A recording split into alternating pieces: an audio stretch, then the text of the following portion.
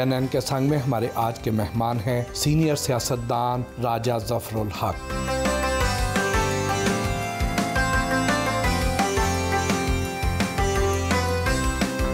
मुलाकात के लिए इस्लामाबाद में वाक़े उनकी रिहाइश गाह पहुंचे तो उन्होंने हमारा पुरतपाक इस्तकबाल किया।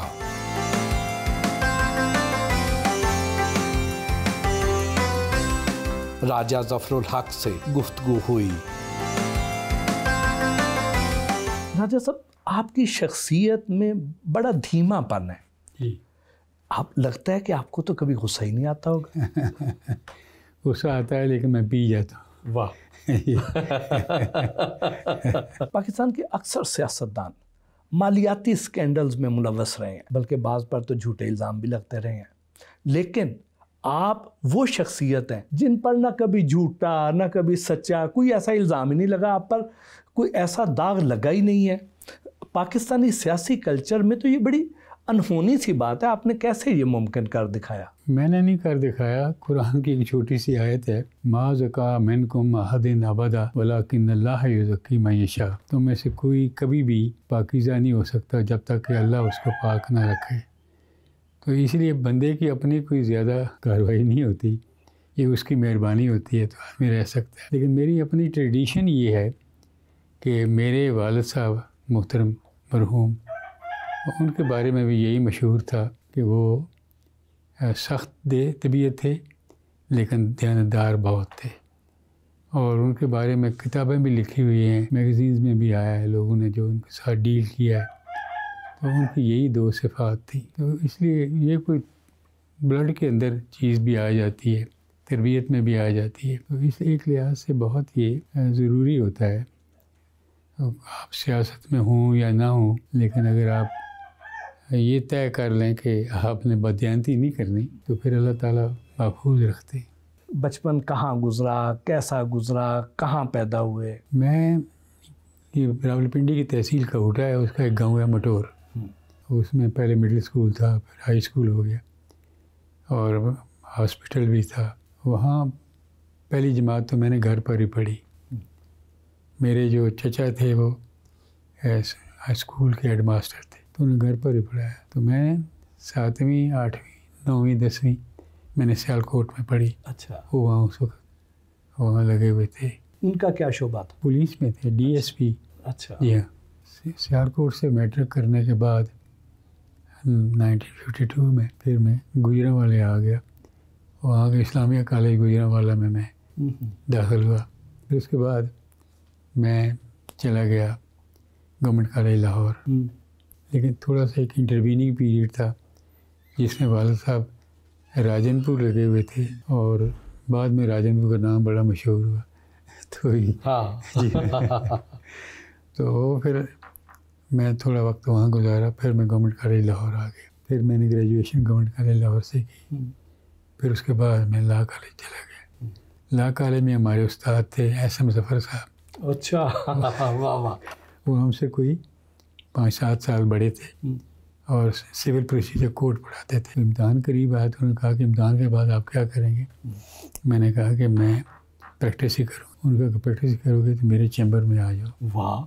तो मैं गया तो आगे 4-5 लोग और भी थे, लेकिन बड़ी तरजीह उन्होंने मुझे दी। सियासत में आने का फ़ैसला कब किया, किन हालात में किया? तो ये मामला ऐसा था कि बहुत ही अच्छे तरीके से अल्लाह ताला की ज़ात मुझे इधर से उधर ले जाती रही और मेरा उसमें कोई किरदार नहीं था। दूसरी साइड थी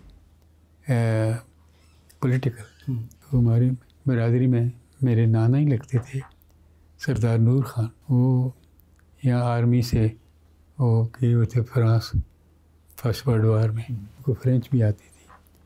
तो वो वापस आए तो उनने फिर सूबाई असम्बली का इलेक्शन लड़ा। तो वो पूरा डिस्ट्रिक्ट रावलपिंडी का रूरल एरिया उनकी कॉन्स्टिट्यूंसी थी, वो उसमें मेंबर में मुंतखब हुए और वो मेंबर रहे। फिर उसके बाद उनके साहबजादे मेंबर रहे। तो ये पार्टीशन तक ये सिलसिला चलता रहा। बाद में थोड़ा गैप आ गया तो फिर मैं पहले यूनियन काउंसिल का मेंबर वहाँ के गाँव के बरादरी ने खड़ा किया। फिर उसके बाद मैंने 3 आदमी हम खड़े थे, मेरे सबसे ज़्यादा वो। फिर उसके बाद मैं डिस्ट्रिक्ट काउंसिल का मेंबर हो गया। वाह। मैं प्रैक्टिस भी करता था।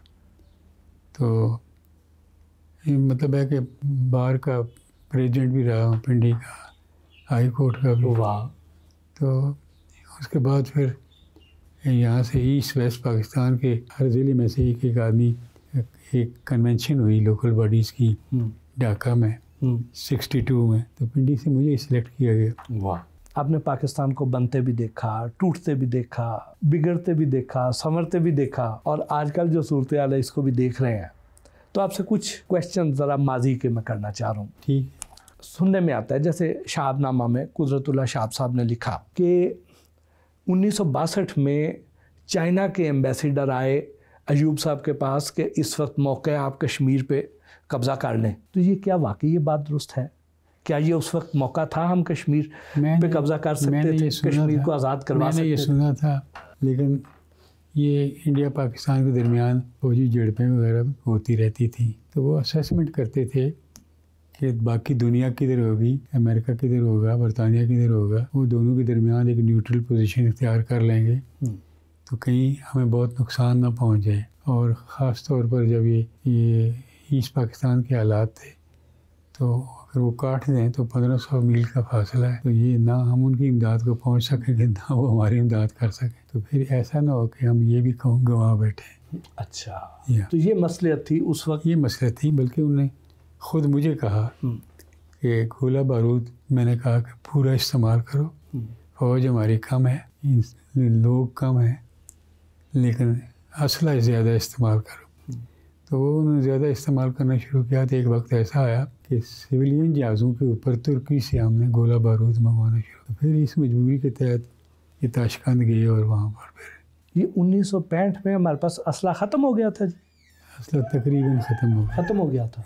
और उस वक्त जंग बंदी के लिए पाकिस्तान गया था ताशकंद? नहीं, पाकिस्तान गया था, बल्कि रशिया ने दोनों को इन्वाइट किया था ताशकंद में। तो उस वक्त से फिर माहौल जो है वो अंदरूनी तौर पर भी ख़राब हो गया था। भुट्टो साहब बहुत सारी चीज़ों से एग्री नहीं करते थे, तो बहरहाल ये माहौल ख़राब होते होते फिर बात उठ कर सामने आ गई। हमारी ख्वाहिश पर रशिया इसमें शामिल हुआ था, हम चाहते थे कि जंग बंदी हो जाए। रशिया को मेरे ख्याल में वेस्टर्न कंट्रीज़ ने कहा था कि अगर एक को हम कहते हैं और वो मान जाता है तो शायद दूसरा न माने। यानी इंडिया के तल्लुकात रूस के साथ ज़्यादा थे, और ये ईस्ट पाकिस्तान की वार में भी रूस ने खुलकर उनकी इमदाद की थी पाकिस्तान तोड़ने में। तो इसलिए वो समझते थे कि वो ज़्यादा पीस ब्रोकर के तौर पर कामयाब हो सकता है, तो इसलिए फिर रूस ने दोनों को इनवाइट किया, फिर ये चले गए। मोहतरमा फातिमा जना से आपकी कभी मुलाकात हुई? जी, एक दफ़ा हुई थी जब पिंडी में वो जलसा करने आई थी। जी, उस वक्त मोहतरमा फातिमा जना का साथ अवाम ने वाकई दिया था या इलेक्शन में घपला करके को अयूब को जिताया गया था? क्या हुआ था? नहीं, घपला नहीं किया था। असल में बात ये थी कि वो मल्टीपल पार्टीज़ की एक अपोजिशन का ग्रुप था, जो ये समझते थे बाज़ी लोग कि इनको आगे लाना चाहिए अयूब के ख़िलाफ़ टकराने के लिए। हाँ, है जी। और में से और कोई आदमी उसके सामने खड़ा नहीं हो सकेगा। तो उन्होंने फिर उनको कहा, और फिर विलिंगली अनविलिंगली वो राज़ी हो गए। फिर एक कमेटी बनाने की कोशिश की गई कि जो पॉलिसी तय करेगी कि इलेक्शन कैसे लड़ना है, क्या इश्यूज़ हैं, उनके ऊपर क्या स्टैंड होना चाहिए जॉइंट अपोजिशन का। तो उसकी सदारत के लिए मादर मिल्लत को कहा गया। तो एक दो जमातें ऐसी भी थी जिनके मैं नाम अब नहीं लेता, उन्होंने कहा कि नहीं, हम औरत की सरबराही में काम नहीं कर सकते। मजहबी जमातें होंगी। मोहतरमा फातिमा जना को गद्दार करार दिया था सदर अयूब ने? अयूब ने गद्दार करार नहीं दिया। उनके जो आगे होते हैं ना लोग घटिया किस्म के, उन्होंने तरह तरह की बातें की थी जो बड़ी तकलीफ दे थी। उसको मादर मिल्लत क्यों कहते हैं, उसने तो शादी नहीं की, फलान है ये है, इस तरह की बातें उन्होंने की थी, बड़ी दिल आज़ार बातें की। मोहतरमा फातिमा जना की शिकस्त के असबाब क्या थे इलेक्शन में? पहली बात ये थी कि ये जो इलेक्शन था वो पब्लिक का नहीं था, लोकल बॉडीज़ के मेंबर्स का था, और वो पैरिटी थी उसमें कि 80,000 इधर से और 80,000 उधर से। तो यहाँ के लोग तो हुकूमत परस्त ज़्यादा होते हैं, ये मैनेजेबल भी है। तो वो जो कराची था वहाँ रेजिस्टेंस हुई और ईस्ट पाकिस्तान में भी बाज़ लोगों को परचेज़ कर लिया गया। तो मैं हुकूमत की तरफ से तो इस वजह से वो दिक्कत हुई।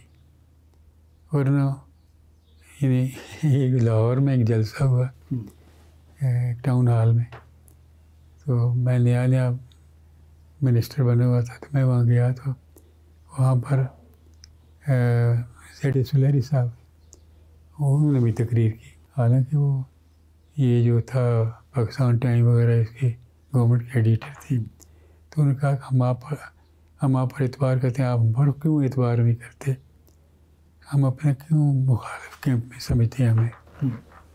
और आप यकीन करें कि अगर कायद आज़म साहब की बानी पाकिस्तान की हमशीरा एज ए कैंडिडेट सामने आती हैं, उन्हें मजबूर तो नहीं करना चाहिए, लेकिन वो अगर आती हैं तो कौन होगा पाकिस्तानी उनके खिलाफ खड़ा होगा। मैंने उस जलसे में कहा कि जो ये साहब बात कर रहे थे, मैं हैरान होकर इनकी तरफ देख रहा था कि ये जब वो कमेटी बनी पब्लिसिटी कमेटी अयूब खान की, तो ये उसके चेयरमैन थे, जिसमें मोहतरमा फातिमा जना के ख़िलाफ़ ऐसे नारे तजवीज़ किए गए थे, सारे ड्राफ्ट किए गए थे। मशरक़ी पाकिस्तान की अलहदगी के असबाब क्या थे? यहाँ की ब्यूरोक्रेसी वहाँ जाकर बिल्कुल शाहाना तर्ज इख्तियार करते, उनके साथ मिलना जुलना या ये वो उनको अपने से घटिया समझते थे। जो बाज़ लोग ऐसे भी थे जो कहते जी फ़ौज में भर्ती होने के काबिल नहीं है, कद इनके छोटे हैं, कमज़ोर होते हैं, हमारे तो बड़े बड़े जवान होते हैं वगैरह वगैरह। तो इस किस्म की बातें कर करके उनमें जब एहसास कमतरी पैदा होता था तो उसमें नफ़रत का पहलू ज़्यादा बढ़ जाता था। फिर इंडिया का मुसलसल प्रोपेगेंडा, न सिर्फ वहाँ 1 करोड़ तो हिंदू आबादी थी और वो आसानी से उनको विन ओवर कर लेते थे। वहाँ पर जो ये फसाद उठना शुरू हुआ तो यहाँ भी एक हमला हुआ था, असलम कुरैशी ने किया था, थे ना नवासे जी बानी उसकी गुलाम अहमद कादियानी के नवासे थे, चीफ थे गवर्नमेंट के। याह्या खान गए हुए थे ईरान, उनकी 2500 साल वो बरसीसी मनाई जा रही थी, तो ये पीछे यही थे इंचार्ज। वहाँ इंडिया के जो कादियानी जमात थी उन्होंने इंडियन गवर्नमेंट को ये ओपन लेटर लिखा कि आप अगर गवर्नमेंट इन एग्ज़ाइल बनाना चाहें बांग्लादेश की, तो उसकी माली ज़िम्मेदारियां हम संभालने को तैयार हैं। अच्छा। इस पर असलम कुरैशी ने एम अहमद को जब वो लिफ्ट में जा रहा था तो उसके ऊपर चाकू से हमला किया। वो केस भी मैंने फ़ौजी अदालत में मैंने किया था और उस पर कई दिन मैंने जेरा की थी। ये जब मौलाना खादम रिजवी साहब ने तारीख लाई थी नामूसे रसालत बिल पे, उस वक्त वो जो हलफनामे में से मेरे को तब्दीली हुई थी, आप उस वक्त सेनेट में कायदे अवान थे और आपने उस मामले को जब हाफ़िज़ हमदुल्ला ने पॉइंट आउट की कि उसमें वो कुछ चीज़ें हज़फ कर दी गई हैं, आप ख़त्म नबूवत हज़फ कर दी है जी, वो क्या मामला था, असल हक़ाइक़ क्या हैं उसके? असल हक़ाइक़ मैंने अपनी रिपोर्ट में जो एक कमेटी बनाई थी मियां नवाज शरीफ साहब ने, मैं उसका चेयरमैन था और मुशाहिदुल्लाह खान, एहसन इकबाल ये उसके मेंबर थे। फिर प्रेशर पड़ने शुरू हो गए कि आप इसको जनरल टर्म्स में रखें, तो ये ना करें वो ना करें। मैंने उसकी पूरी तफ्तीश की और ख़ुद सेनेट के अंदर से जो स्टाफ था वो उन्होंने फिर मुझे प्रोवाइड करनी शुरू कर दी लिंकेजेस। वो फिर साबित हो गया कि ये जो ज़ाहिद अहमद है लॉ मिनिस्टर थे, इन्होंने ये सारा कुछ किया हुआ था और इनके टेलीफोन भी थे, ये किसी और को दिखाने नहीं है। उनके पीछे क्या मकसद थे जी ये करने के? बस वो शुरू से लगे हुए हैं, कोई 1-2 दफ़ा नहीं बहुत दफ़ा लगे हुए हैं कि ये तरमीम जो हुई है 74 वाली, इसको ख़त्म किया जाए। अनूशे रहमान का क्या किरदार था? अनूशे रहमान वो ज़ाहिद अहमद के ख़िलाफ़ थी और वो हर को कहती फिरती थी ये आदमी मुजरिम है इस बात का। अच्छा। थी वो भी उसी कबीले से थी। अच्छा थी, हामी वो थी इसकी कि ये ख़त्म किया जाना चाहिए, लेकिन वैसे वो ज़ाहिद अहमद के ख़िलाफ़ 70s के जब इलेक्शन हुए तो क्या उस वक्त वाकई जुल्फ़िकार अली भुट्टो ने ये नारा लगाया था कि उधर तुम इधर हम? वो नहीं चाहते थे कि असम्बली का इजलास जो याह्या खान ने ढाका में बुलाया था वो उधर बुलाया जाता। वो कहते थे कि यहाँ बुलाओ ताकि उसकी पावर की ज़रा कम हो मुजीब रहमान की, और जो हम चाहते हैं वो इक्वलिटी की बुनियाद के ऊपर वो हल किया जा सके। वो फिर ये बात याह्या खान भी नहीं मानता था पहले, बाद में उसने फिर वहाँ की वो इजलास मुलतवी कर दिया और यहाँ का बुला लिया। तो इन्होंने कहा कि अगर वो कोई, भुट्टो साहब ने कहा अगर वहाँ कोई जाएगा तो उसकी टांगें तोड़ दूँगा। तो फिर यहाँ से कुछ लोग गए भी थे। तो अगर ये इजलास वहाँ हो जाता तो क्या पाकिस्तान ना टूटता? बच जाता।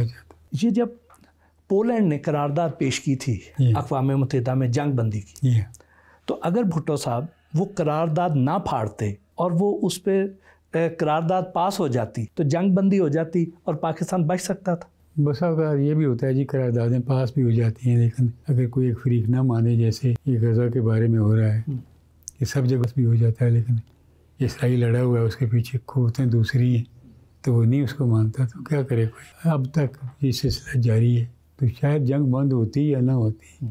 लेकिन करारदाद फाड़ देनी चाहिए थी, वो ठीक किया उन्होंने। वो तो एक डिफाइंस था ना कि हम ये बात बहुत सारी बातें जो मानने को तैयार हम नहीं हैं, तो हम लड़ेंगे और ये करेंगे वो करेंगे। तो क्या हम उस वक्त लड़ने के काबिल थे, दिफा करने की पोजीशन में थे? दिफा करने की पोजीशन में वो तो इसीलिए उन्होंने वो जो लोग थे ना आर्मी के जनरल्स वगैरह, उनको हटा दिया था, नए मुकर्रर कर दिए थे। तो उससे फिर ये उनकी बात मानने वाले लोग आ गए थे। सर, आप साने ओजीडी कैंप भी आपने अपनी आंखों से देखा था, वो क्या वाकया था जी? उसकी कई वर्जन हैं, लेकिन एक तो शहर के अंदर इस तरह का इतना बड़ा डैम बनाना नहीं चाहिए था कि अगर खुदा न खास्ता एक्सीडेंटली भी अगर वहाँ कोई चीज़ लग जाए या शोला उठ कर खड़ा हो। कई कहते हैं जी कि ऊपर से रशिया को पता था तो उन्होंने वहाँ से कोई चीज़ गिराई और फिर वो एक जगह आग लगी तो वो सारा फिर गड़बड़ हो गई। मैं उस दिन कराची जा रहा था, एयरपोर्ट पर था। अच्छा। तो हम जहाज़ में हम बैठे थे, जहाज़ चल नहीं रहा था। क्या बात, मैं गेट के ऊपर गया तो उन्होंने कहा कि या कोटा पर हमला हो गया या पता नहीं क्या हो गया। बड़े फ्लाई कर रही थी मिसाइल और ये और वो, बड़ी दुनिया मरी। सर, जब 98 में पाकिस्तान ने एटमी धमाका किया तो ये भी सुनने में आता रहा कि नवाज शरीफ साहब एटमी धमाके के हक़ में नहीं हैं। असल हक़ाइक़ क्या थे? मियाँ साहब हक़ में थे तो धमाके हुए ना। अगर धमाके के हक़ में ना होते तो धमाके कौन कर सकता था? प्राइम मिनिस्टर ही करवा सकता था। ये उस वक्त सेंट्रल एशिया के दौरे पर गए हुए थे, तो इंडिया ने दूसरा धमाका किया और फिर दूसरे धमाका करने के बाद उसने वाजपेयी ने तलवार पोखरान पर जाकर कहा कि आप पाकिस्तान कश्मीर का नाम ले। इसमें तो छोटे दिल की बात है ना। बहरहाल पाकिस्तान के अंदर जज्बात बड़े गर्म थे और ये भी कह रहे थे कि बन गया है, हो गया और हो गया हुआ था।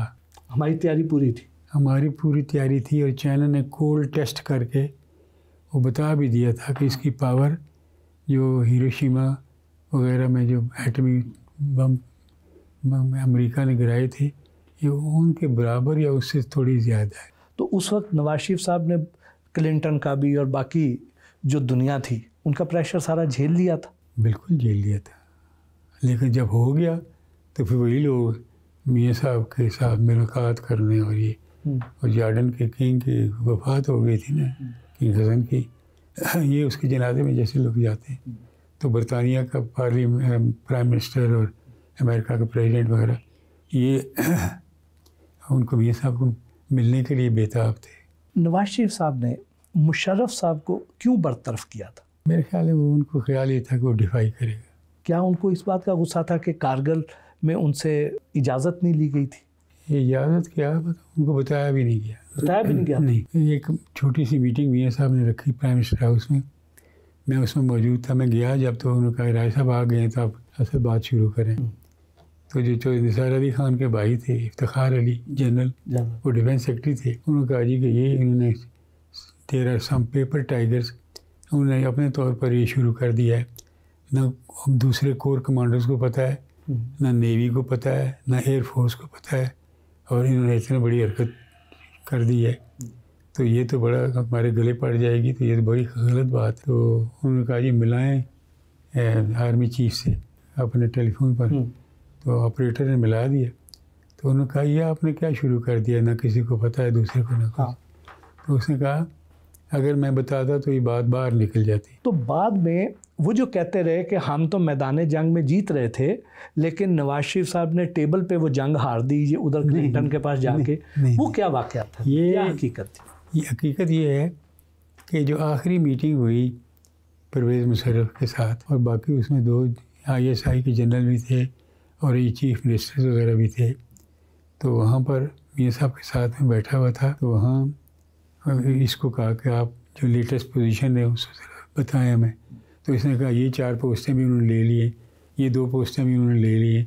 उसने कहा ठहर जाएँ, आप कहते थे कि हम ऊपर हैं, वो बहुत नीचे हैं, तो हम तो ऊपर से उनको मारेंगे, तो एक कदम ऊपर नहीं आ सकते। उन्होंने कहा जी आ गए। अच्छा, इतना आसानी से कह दिया कि आ गए, हम नहीं कंट्रोल कर सकते? जी हाँ। तो वो जुमे का दिन था, तो उन्होंने कहा कि फिर जुमा पढ़ने के बाद फिर दोबारा बात करते। उन्होंने उसको कहा कि ये क्या है, नहीं तो आज बिल्कुल बिगड़े गर्क कर दिए। तो उसने कहा कि सर किसी को कह कर जंग बंद करवाएं। मुशर्रफ साहब ने नवाज शरीफ को कहा कि किसी को बीच में डाल लें और जंग बंद करें। कहते हैं जब मुशर्रफ साहब ने टेक ओवर कर लिया तो उस वक्त बाकी सारों को तो प्राइम मिनिस्टर हाउस में उन्होंने कैद कर दिया, लेकिन चौधरी निसार अली खान को जाने दिया। चौधरी निसार अली खान का तो उसमें रोल नहीं था ना, उसने ये नहीं कहा था कि ये करो या वो ना करो, he was not aware. Nawaz Sharif को फिर इन्होंने बाहर क्यों भेज दिया, जिला वतन क्यों कर दिया मुशर्रफ साहब ने जी? यहाँ पे सज़ा क्यों नहीं दी?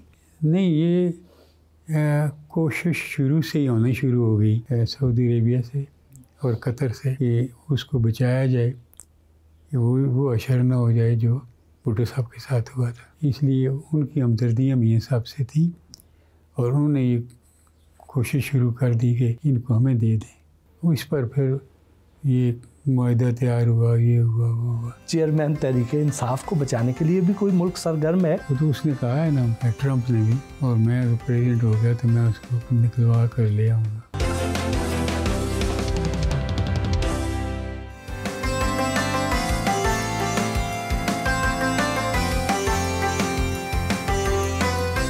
कारगिल वॉर से पहले पाकिस्तान की जो कश्मीर पर पोजीशन थी बड़ी मजबूत थी। इंडिया चाहता था कि हम उससे मुज़ाकरात करें, हम मुज़ाकरात नहीं करते थे, हम कहते थे कि पहले कश्मीर का मसला हल करें।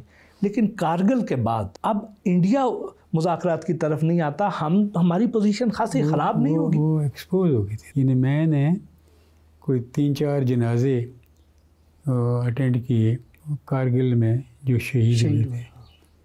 तो वहाँ लोगों ने मुझे कहा, मैंने जब ताज़ियत की उनसे, तो उन्होंने कहा कि जी वो तो बग़ैर खुराक के और बग़ैर असले के वहाँ डटे हुए हैं, लेकिन कितनी देर तक और रह सकेंगे, इसका इंतज़ाम ये था। यानी ना सप्लाई चेन थी, ना राशन दिया जा सका, ना बैकअप सपोर्ट दी जा सकी। उन्होंने पूछा भी जनरल, इसने चकवाल के जो जनरल जो फौत हो गए मजीद मलिक जी, उन्होंने पूछा कि ये आपका मकसद क्या था इस ऑपरेशन का? हाँ। तो उन्होंने कहा कि हम जो सप्लाई लाइन थी जो सियाचिन को वगैरह जाती जी, वो हम इंटरडिक्ट करना चाहते। तो उसने कहा कि यार अगर इंटरडिक्ट करना है, मैं वहाँ कोर कमांडर भी रहा हूँ, डिव कमांडर भी रहा हूँ, तो लोअर हाइट्स पर कर लेते। हाँ, ये तोपें शोपें डिसमेंटल करके वो एक एक करके पुर्जा ऊपर ले जाकर वहाँ जोड़ कर फिर आपने हमला शुरू कर दिया। तो आपको पता नहीं था कि और वहाँ और सप्लाई भी चाहिए होती है, खाने पीने की चीज़ चाहिए होती है, कोई बीमार हो जाता है, कोई ज़ख्मी हो जाता है, तो इसकी तरफ आपने कोई ख्याल ही नहीं किया। असला भी चाहिए होता है, और कल को जब उधर से रेजिस्टेंस आएगी या उधर से उन्होंने बॉर्डर खोल दिए तो हम क्या करेंगे, उसकी कोई तैयारी थी नहीं की। तो उन्होंने कहा कि जी हमने तो कोशिश की थी कि हम श्रीनगर तक पहुंच जाएं, तो ये फिर इन्होंने नहीं करने दिया। तो इस तरह श्रीनगर किधर और वो कारगिल किधर, तो ये कोई सिलसिला ठीक नहीं था उसका। मोहतरमा बेनज़ीर भुट्टो की शहादत आपको याद है, वो क्या वाक़या था, क्या मुहर्रिकात थे उसके पीछे, उसके बेनिफिशरी कौन थे? बेनिफिशरी का तो मुझे इल्म नहीं है, लेकिन वो स्टाइल था दोनों के, नवाज शरीफ के भी और बेनज़ीर के भी। तो जब बेनज़ीर को उसने इजाज़त दे दी तो सऊदी अरब ने कहा कि नवाज शरीफ को भी इजाज़त दो, ये भी चला जाए पाकिस्तान। वो फिर जब मिले तो उन्होंने फिर कुछ चार्टर डेमोक्रेसी किया, आपस में अंडरस्टैंडिंग की, तो फिर अच्छे तल्लुकात रहे। जिस दिन उनकी शहादत हुई उस दिन मियाँ साहब लाहौर से आ रहे थे। जब वो गुजर खान पहुँचे तो उन्होंने मुझे टेलीफोन किया, तो फिर मैं गुजर खान चला गया, मैंने उनको वहाँ ज्वाइन किया। जब हम करीब आए, पुल छुल बन रहे हैं, तो हम पर पता चला कि आगे कोई गोली चल गई है इसकी पीपल पार्टी वालों की और मुस्लिम लीगियों की आपस में। तो फिर हम कोई आधा घंटा वहाँ रुके रहे। फिर उसके बाद उन्होंने कहा अब क्लियर हो गया, तो हम आ गए। तो जिस तरफ जाते थे मियाँ साहब ठठ के ठठ लगे होते थे। तो उस दिन उसने 2 दफ़ा मियाँ साहब को टेलीफोन करने की मोहतरमा ने कोशिश की। अच्छा। तो फिर ये जावेद हाशमी भी उसी गाड़ी में बैठे थे, मैं भी उसी में बैठा था। अशफाक सरवर मरहूम वो चला रहे थे कि इनकी डिमांड ये थी जावेद हाशमी साहब की कि वो पिंडी से भी लड़ रहे थे ना, कि आप उस मेरे हल्के से होकर आगे जाएं। तो अभी यही बातचीत हो रही थी, तो उधर से किसी ने इत्तला दी कि जी वहाँ कोई बम फटा है या क्या हुआ है। फिर दूसरी कॉल आई कि जो ज़ख्मी हो गई है और उनको लियाकत हॉस्पिटल नहीं, ये जो बेनज़ीर अस्पताल, बेनज़ीर हॉस्पिटल, उसमें ले गए। तो मैंने कहा वो बच्ची नहीं होगी, क्योंकि अगर वो ज़ख्मी है तो वो इस अस्पताल, थके हुए अस्पताल में तो नहीं जाती। थोड़ी देर के बाद इतना आ गई कि जी वो शहीद हो गई।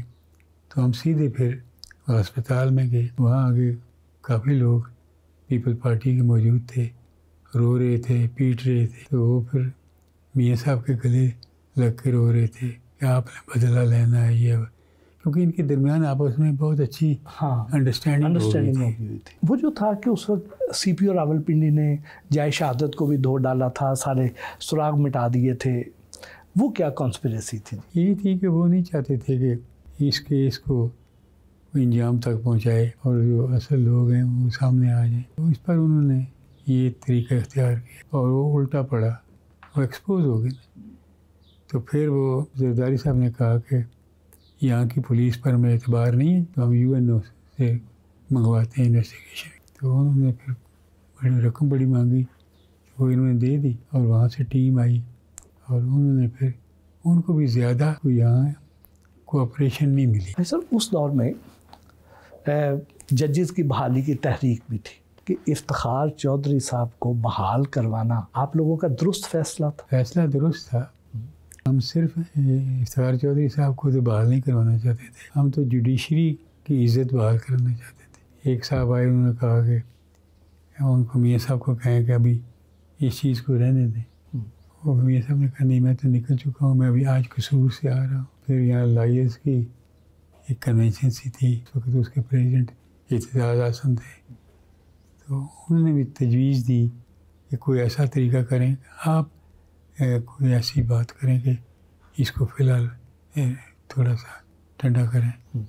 तो मैंने वो फ़िक्रे काट दिए तकरीर में से। मैंने कहा आप अपने ऊपर क्यों लेते हैं?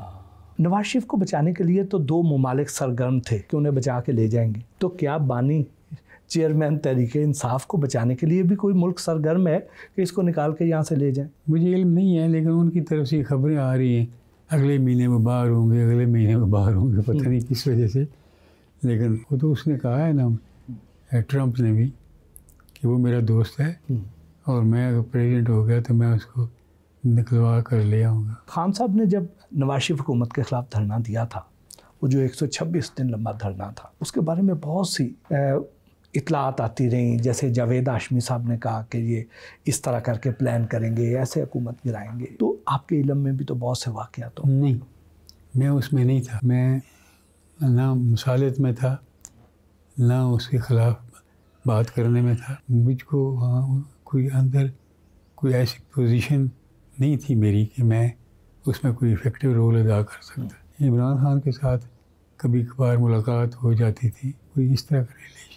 वो कई दफ़ा यहाँ तशरीफ़ भी लाए, लेकिन मेरा को उनके साथ वो रब्ता नहीं था कि मैं उनको इन्फ्लुएंस कर सकता कि ये धरना तोड़ दें। नहीं, ये कुछ इस तरह का इशारा करते थे कि उधर से काल की इंतज़ार है, एम्पायर की उंगली उठने का इंतज़ार है। और फिर वो आई और ये फिर दौड़ेगी। पीटीआई का जो 3.5-4 साल का दौरे हुकूमत था, उसको आप किस नज़र से देखते हैं?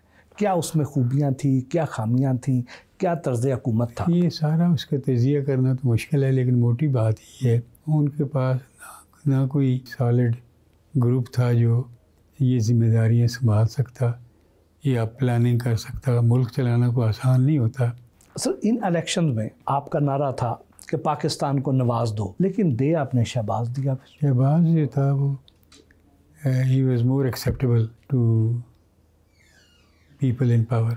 मानसेरा में नवाज शरीफ का हार जाना और लाहौर में यास्मीन राशिद से बहुत कम मार्जिन से जीतना, क्या ये किसी तब्दीली का इशारा है? तब्दीली का तो नहीं था, लेकिन उस वक्त के हालात कुछ ऐसे थे जो इस बाई इलेक्शन में इतने नहीं हुए जो उस वक्त थे। मूड था और यूथ का। मियाँ साहब जब लंदन में थे तो उस वक्त अदलिया पर और दूसरे इदारों पर बड़ी सख्त तनकीद किया करते थे, लेकिन जब से पाकिस्तान आए हैं बिल्कुल खामोश हो गए। मेरे ख्याल में वो गौर व फिक्र पर ज़्यादा बिलीव करते हैं। आपने देखा होगा कि वो ठंडी तबीयत के मालिक है, तो इसमें कोई हर्ज नहीं है। कुछ वक्त आदमी गौर व फिक्र को भी दे। मौजूदा हुकूमत पर तनकीद की जाती है कि ये फॉर्म 47 वाली हुकूमत है, फॉर्म 45 वाली नहीं है। आप इसको किस नज़र से देखते हैं? मैं देखता हूँ जी कि ये चीज़ें जो हैं ये थोड़ा बहुत तो ये इधर उधर होता रहता है। कोई साफ, बिल्कुल साफ क्लीन इलेक्शन तो कभी भी नहीं हुए। बाकी लोग कहते हैं ना जी कि 70 के इलेक्शन बड़े, लेकिन वो भी नहीं थे। इस वजह से लेकिन जो पीटीआई की टीम है मुल्क से बाहर, वो ज़्यादा मीडिया के ऊपर बड़े असरअंदाज अच्छे तरीके से होते हैं। तो इस लिहाज से उन्होंने ये जो फॉर्म 45, 47 का सिलसिला शुरू किया। मुमकिन है इसमें कुछ थोड़ी बहुत हकीकत भी हो, लेकिन ये मेरा ही वो कह देना कि उस पर है वो भी ठीक नहीं। आप पर ये इल्ज़ाम लगाया जाता है कि आपने जनरल इलेक्शन में पाकिस्तान तहरीक इंसाफ के उम्मीदवार कर्नल रिटायर्ड शबीर अवान को सपोर्ट किया, तो क्या इन इलेक्शन में? मैं अपनी वोट भी डालने गाँव में नहीं किया, ना मेरा बेटा गया, ना मेरी फैमिली। सपोर्ट ये होती है। आप जैसे सीनियर मोस्ट सियासतदान पार्टी में अब इतने पीछे क्यों हैं? उम्र की वजह से। मैंने देखा है जी कि ये 6 साल के लिए होता है टेन्योर सेनेट का, तो 88 की साल की उम्र के बाद 6 साल और गिने अगर आप, तो मैंने देखा है कि लोग उम्र रसीदा, उनको अपनी सीट नहीं पता लगती किधर बैठना है। कई लोग मुझसे अगर पूछते थे आई की बहस हो रही है लेकिन बैठे हुए हैं उसमें। और मिफ्ता इस्माइल, शाहिद खाकान अब्बासी, ये जो नई सियासी जमात बना रहे हैं, ये नई सियासी जमात मेरे ख्याल में सोच समझ कर ही बनाएंगे, क्योंकि इतना आसान नहीं होता जमात बनाना, और हर शेड की जमात मौजूद है। आप तकरीबन पिछले 50 साल से ज़ायद अरसे से मुस्लिम लीग का हिस्सा है, तो इतने लंबे अरसे में क्या आपको किसी दूसरी पार्टी की तरफ से ऑफ़र ही नहीं आई या आपका अपना दिल नहीं माना? मैंने जब ज्वाइन की थी मुस्लिम लीग, तो उस वक्त मैंने यही तय किया था कि पार्टी को ज्वाइन करें जिसको फिर बदलने की ज़रूरत महसूस। तो ऊंच नीच तो पार्टी में आती रहती है। मुस्लिम लीग गवर्नमेंट से बाहर भी गई, दिक्कतें भी हुई, मैं ख़ुद जेल में भी गया, कई दफ़ा गया, लेकिन ना मैंने कोई महसूस किया ना कुछ। आप मुस्लिम लीग नून के चेयरमैन भी रहे, जी हाँ। तो क्या आपके पास इख्तियारात भी थे या सिर्फ नाम के चेयरमैन थे? नहीं, कोई नाम का चेयरमैन तो कोई होता ही नहीं है लेकिन मैंने कभी अपने इख्तियारात को इस्तेमाल नहीं किया। मोतमरे आलम इस्लामी के दफ्तर जाने के लिए घर से रवाना हुए।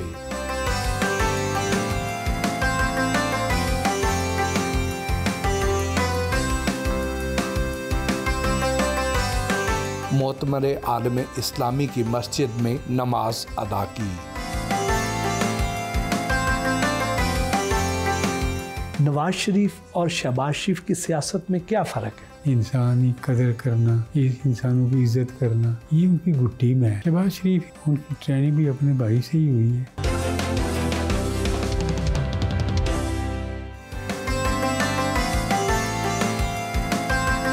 राजा जफरुल हक से हल्की फुल्की गपशप भी हुई। शरीफ बरादरान के बारे में तो ये मशहूर है कि ये जो ख़ास बड़े ओहदे होते हैं ये सिर्फ अपनी फैमिली तक ही महदूद रखते हैं, तो आपको उन्होंने चेयरमैन कैसे बना दिया? ये उनकी बड़ाई है।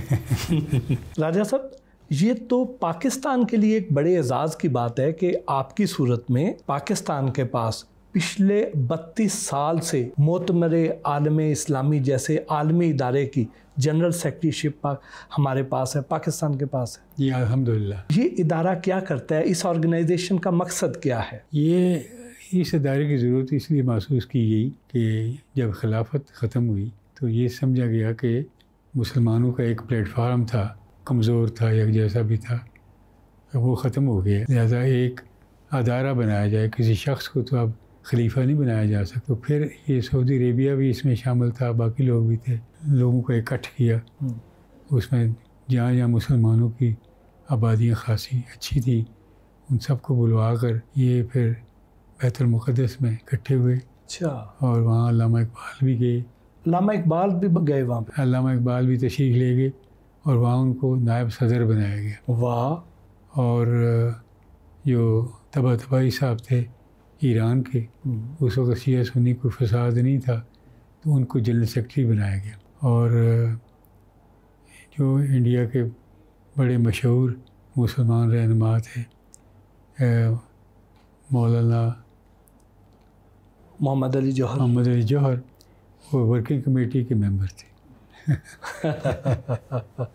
ये हर 4 साल के बाद इलेक्शन होता है मोतमर का, तो सारी दुनिया से जो आ सकते हैं वो आते हैं। फिर हम अगला प्रोग्राम भी बनाते हैं, फिर जो इश्यूज़ हैं मुसलमानों के उसको उजागर भी करते हैं, फिर प्रेस कॉन्फ्रेंस करते हैं, फिर इस मैगज़ीन में भी छापते हैं और ये फिर सारे सफारतखानों में जाती है, दूसरे लोगों को भी जाती है। वज़ीर आला पंजाब मरीम नवाज़ जी, जो आजकल की जो सियासी सूरत हाल है, जितने चैलेंजेस उन्हें दरपेश हैं, क्या उसमें वो डिलीवर कर पाएंगी? उनका अपना मिजाज भी पॉलिटिकल है और मियाँ साहब ने उनकी तरफ तवज्जो भी बड़ी दी है। तो अगर अपने सही उसके ऊपर चलती रही डगर पर, तो मैं समझता हूँ कि वन डे ही can be the prime minister of Pakistan. Hamza Shahbaz मंदिर से कहाँ गायब हो गए? अब भी वो मेंबर हैं नेशनल असम्बली के, लेकिन उनकी गाइडेंस की मज़ीद ज़रूरत है। और उनके वालिद प्राइम मिनिस्टर हैं, तो उनके घर में मीटिंगें होती हैं, सारा पता होता है क्या हो रहा है क्या नहीं हो रहा है। मेरा ख्याल है कि अगर वो सीरियसली तवज्जो दें तो he can also create a place for himself. हाँ, मुखालफिन हमेशा नून में से शीन निकालने का दावा करते हैं। नहीं, कोई ये इनकी जो फैमिली की बॉन्ड्स हैं ना, वो इतनी स्ट्रांग है कि ये मुमकिन नहीं है कि कोई छोटा बड़े के सामने खड़ा हो जाए और अपनी शुरू कर दे सिलसिला। ये नहीं हो सकता। अगर करना होता तो कई साल पहले शहबाज शरीफ कर चुके होते। नवाज शरीफ और शहबाज शरीफ की सियासत में क्या फ़र्क है? नवाज शरीफ ज़्यादा लिहाजदार आदमी है। इंसानी कदर करना, इंसानों की इज़्ज़त करना, ये उनकी गुट्टी में है और नेचुरल है, कोई उसमें बनावट नहीं है।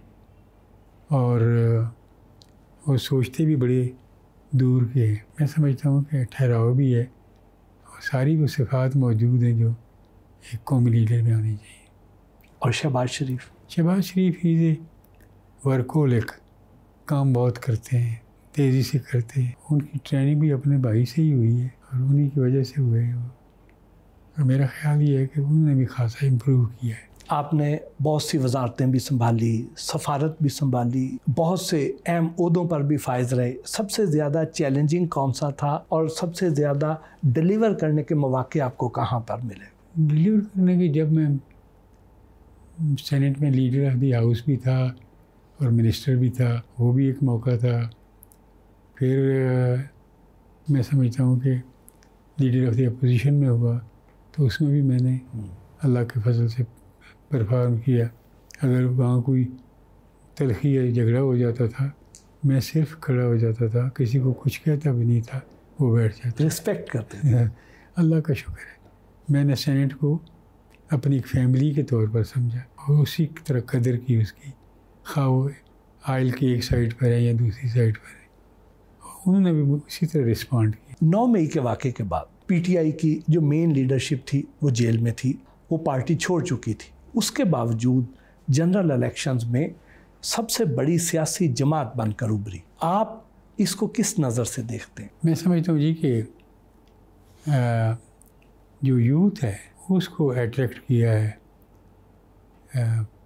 पीटीआई ने, तो उससे वो काफ़ी उसके साथ जुड़ गए और उनके पास सिंबल भी नहीं था और उनके पास कोई ऊपर सर पे हाथ रखने वाला भी नहीं था, लेकिन उन्होंने इतनी मेहनत की जो हर जगह से मुझे सुनने में आया कि वो घरों से ख़वातीन को निकाल कर जवान ले जाते रहे पुलिस। एक जोश, एक जज्बे के तहत। बानी चेयरमैन तहरीक इंसाफ का मुस्तकबिल आप क्या देखते हैं? डिपेंड करेगा कि इनकी परफॉर्मेंस क्या है और मुल्क के हालात कैसे आगे चलते हैं। इकानमी में बेहतरी आ गई तो फिर मेरे ख्याल में वो अपनी जगह पर आ जाएंगे। उनका क्या देखते हैं कि वो, जैसे अभी सुनने में आ रहा है कि वो शायद कुछ अरसे में उनके केसेस ख़त्म हो जाएंगे और वो बाहर आ जाएंगे? मेरा ख्याल ये है कि ज़्यादा अरसा अगर लीडरशिप अंदर रहे या मुल्क से बाहर हो तो फॉलोअर को कुछ ना कुछ तसल्ली देने के लिए बात की जाती है। मोहसिन नकवी और फैसल वाडा आज़ाद हैसियत से सेनेटर मुंतखब हुए, जबकि बहुत से अहम सियासी रहनुमाओं को नज़रअंदाज किया गया। ये इन दोनों के केसेस अलग अलग हैं, लेकिन मोहसिन नकवी ने बतौर care taker chief minister Punjab बहुत अच्छा परफॉर्म किया और हर एक उससे इम्प्रेस था। मैं ख़ुद जो है उससे इम्प्रेस था कि सोच समझ कर बात करता है, सोच समझ कर कोई एडमिनिस्ट्रेटिव कदम उठाता है, फिर उस पर खड़ा रहता है, वो करके दिखाता है। ये मेरे उसके साथ कोई वाक़ियत नहीं, कोई कुछ नहीं। माजी में शहबाज शरीफ सदर आसिफ अली जरदारी पर बड़ी सख्त तनकीद किया करते थे, लेकिन फिर एक वक्त ऐसा आया कि शहबाज शरीफ साहब खुद वज़ीर आज़म बन गए और उन्हीं के वोटों से आसिफ अली जरदारी सदर बन गए। क्या यही सियासत होती है? मेरा ख्याल ये जी कि इंसानी तल्लुकात में एक दूसरे के एहतराम रखा जाए तो उसके अच्छे नताइज बरामद होते हैं। जरदारी साहब बहुत वक्त सब्र कर सकते हैं, किसी के ख़िलाफ़ कोई बहुत सख्त ज़बान इख्तियार नहीं करते, बल्कि कोई अगर पीपल पार्टी का ऐसा बंदा करे भी तो उसे भी मदद करते हैं कि ये वक्त गुजर जाता है और ऐसा नहीं करना चाहिए। जब ANP इंटर पार्टी इलेक्शन नहीं करवाती तो उनको तो थोड़ा सा जुर्माना किया जाता है, को 25,000 रुपये, और उन्हें इंतखाबी निशान भी दे दिया जाता है। PTI इंटर पार्टी इलेक्शन करवाती है और उसको जो है ना इंतखाबी निशान दिया जाता है, ना उनके इंटर पार्टी इलेक्शन को एक्सेप्ट किया जाता है। तो ये सवाल आप करें ना, जो इसके ज़िम्मेदार हैं। सर बहुत बहुत शुक्रिया, आपके साथ सारा दिन गुजारा, बहुत कुछ सीखने का मौका मिला, बहुत अच्छा लगा। बड़ी मेहरबानी, बहुत बहुत शुक्रिया सर। अल्लाह हाफ़िज़। Thank you.